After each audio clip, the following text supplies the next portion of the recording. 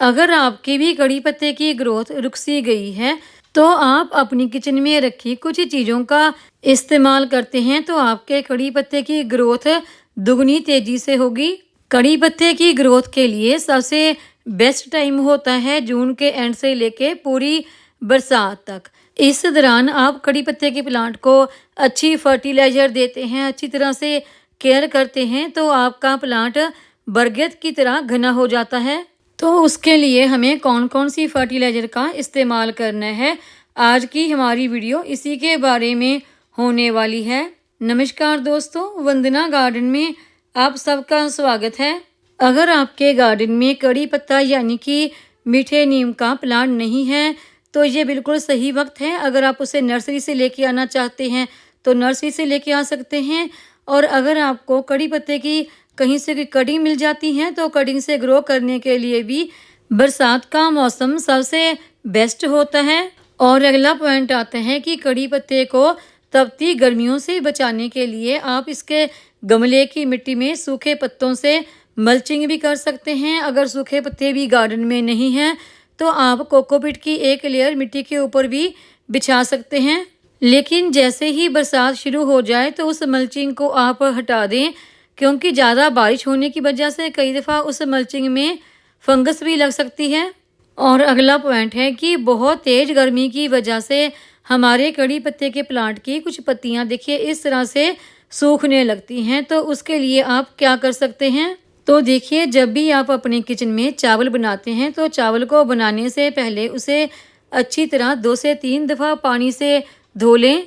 और धोने के बाद ये जो वाइट कलर का हमें पानी मिल जाता है इसे फेंकिए मत, इसे आप किसी बर्तन में स्टोर करके रख लें और इसमें आप बराबर मात्रा में और पानी मिक्स कर लें। इसे आप गमले की मिट्टी में मिक्स भी कर सकते हैं और पौधों के ऊपर इसका स्प्रे भी कर सकते हैं। इससे एक तो देखिए गमले की मिट्टी में मॉइस्चर बना रहेगा और दूसरा पौधों के ऊपर अगर आप स्प्रे करते हैं तो पौधों में ठंडक मिलेगी, जिससे हमारे पौधों की जो पत्तियां हैं वो सूखेंगी नहीं और पौधों की ग्रोथ भी अच्छी हो जाएगी।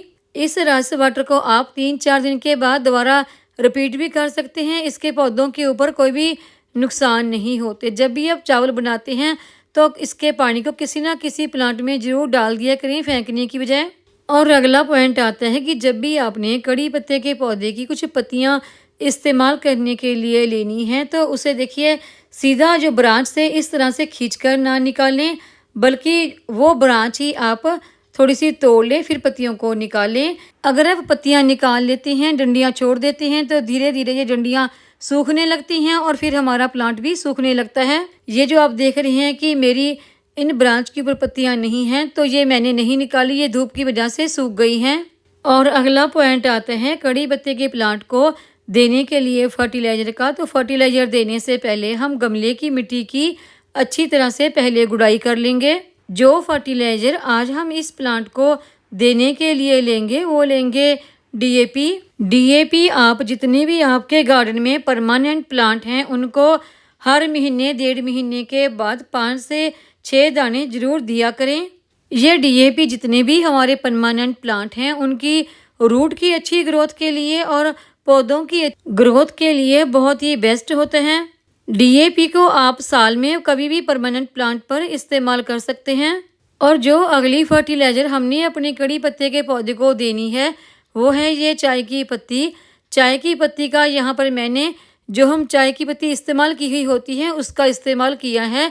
चाय की पत्ती को इस्तेमाल करने के बाद आप 3 से 4 दफ़ा पानी से अच्छी तरह से धो लें, फिर इसको आकर अपने पौधों पर इस्तेमाल कर सकते हैं। चाय की पत्ती को आप गमले की मिट्टी में मिक्स करके दे सकते हैं। चाय की पत्ती में भरपूर मात्रा में नाइट्रोजन पाया जाता है जो हमारे पौधे की पत्तियों की अच्छी ग्रोथ के लिए, उनको ग्रीन बना रहने के लिए बहुत ही अच्छा होता है। इस चाय पत्ती को आप हर 15 से 20 दिन के बाद दोबारा भी अपने पौधों पर रिपीट कर सकते हैं।